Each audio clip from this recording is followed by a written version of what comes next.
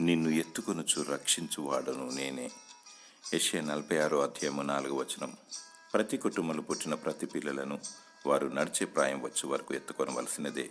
వారికి ఆలోచన ఉండదు, వారు నడవలేరు, ఏమీ తెలియని స్థితిలో ఉంటారు. వారికి ఆకలేసినా చెప్పలేరు. తమ బిడ్డల ప్రతి అవసరతలు, బాగోగులు, ఆహారము, వస్త్రములు అన్ని తల్లిదండ్రులే చూసుకోవాలి. అదే రీతిగా మనం ఎంత పెద్దవారమైనా, ఎంత జ్ఞానమున్నా, ఏది చేయాలన్నా దేవుని అనుమతి, దేవుని శక్తి మరియు ఆయన చిత్తము ఎంతైనా అవసరము. ఆయన ఆజ్ఞ లేనిది ఏది చేయలేము. అందుకని తన బిడ్డలమైన మనలను ఎత్తుకొని దేవుడు గమ్యానికి చేరుస్తాడు. ఆయన రక్షిస్తాడు. ఆయన నీ అవసరతలు ఎరిగిన దేవుడు, ఆత్మీయంగా నడిపించువాడు. ఆయనే నీకు రక్షణ, నిరీక్షణ, కాపుదల, భద్రత దయచేవాడు. నీ దేవుడు నమ్మదగిన దేవుడు.